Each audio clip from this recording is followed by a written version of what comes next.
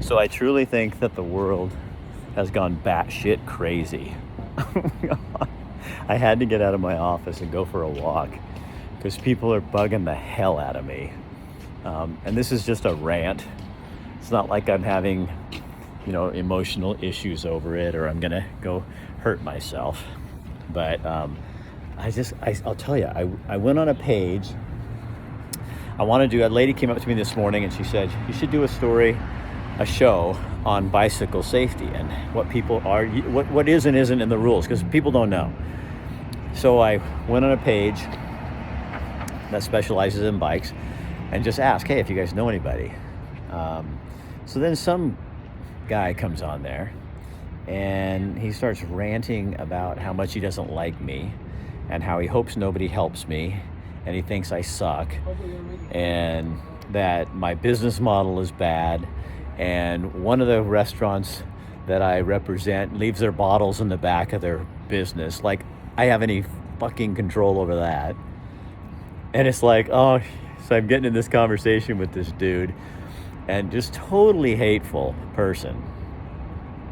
And I said, so I went through and listed all the shows we've done over the last month and all the great things. And I said, and yeah, I talk about things you don't like probably, but that's life and that's how it's supposed to work.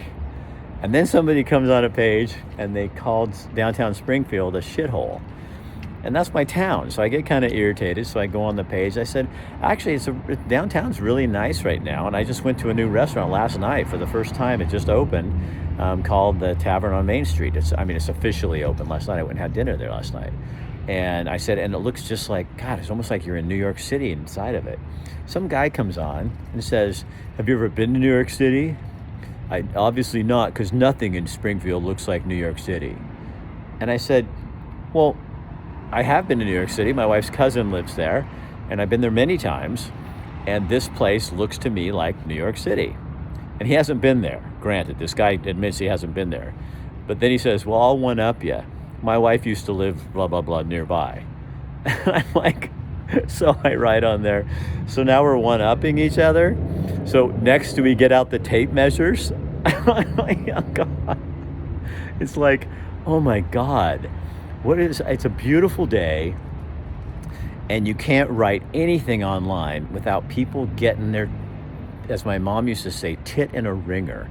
It's like, and I just got out of the office, went for a walk, and the first place I walk out, some guy about 30 years old walks up to me, and he says, Rick, I love your posts. And I looked at him, I said, thank you, I needed that today. So there are still good people in the world. And the problem these people have, all of them mention, is you have a lot of influence in this town, and I don't like what you're saying. So the bottom line is, what they don't like is a lot of people out there feel the same way as me, and they want us to be quiet. And I'm not going to be quiet. And they can't shut me up because they're bullies. Unbelievable. What happened to a hate-free zone? I'd even go as far as to say Eugene is supposedly a nuclear-free zone, but what I experienced today was a couple of atomic bombs, so obviously it's not working. These are all my opinions, and you may not agree with them, and I really don't give a shit.